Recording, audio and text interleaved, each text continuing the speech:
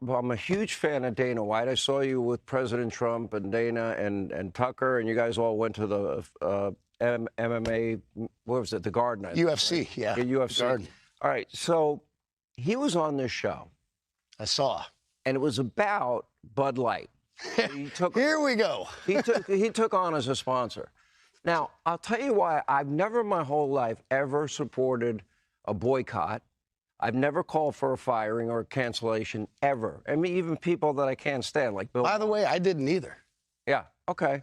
So what I worried about in that case was the guys that have the beer working routes. class people. Right, the guys that work in the factory, the guys that load the trucks, they're not the guys that made that stupid, They had no dog in this fight at all. It's actually funny. Speaking of that UFC fight, I'm standing there with our favorite president. Right. And someone comes over to, like, the CEO of Anheuser-Busch standing right behind you. Right. So I go to the POTUS. I'm like, hey, that's the CEO of Anheuser-Busch. Trump's like, you want to go talk to him? I'm like, I do. So me and him go over. We actually had a great conversation. Really? Because, if you put this in context, why did this start? It's like, I told him that night, I go, you signaled to a lot of people like myself, like-minded people. Put the trans thing aside for a minute, right? I was like, but by sending that can to the trans kid, you kind of signaled to us you support this lifestyle, and more importantly, like men being in women's sports or in my granddaughter's locker room. Most of us draw a hard line right there. Nah. What are you doing? You have a granddaughter. You're like 40. Two grandkids. You're like 42 years old. Well, go ahead. It gets cold in Detroit, Sean. Yeah, I guess it does.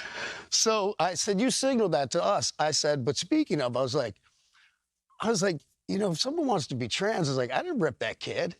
I said, F you guys. I said, I didn't even say boycott or cancel. I said, F you. I said, what are you doing? Injecting yourself into this conversation, these polarizing social issues.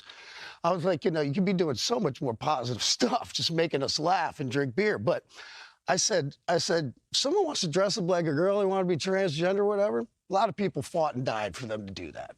Go for it. We can coexist. In public places. You might not be my first dinner invite, you know what I mean? And I'm probably not yours. And if you're gay, no one cares anymore, right? We all got gay family members, gay friends, gay co-workers. It's like, cut it out. Just be gay. I'm not going to clap louder for you. You know what I hear you saying? You believe in freedom. Yeah. But if you want to indoctrinate kids in school, that's what I tell my. Let me say this to the trans and gay community right now. Be yourself. That's cool. You're cool with me. I'm cool with you. That's how most people are.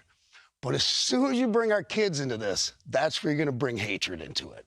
Leave our frickin' kids out of it.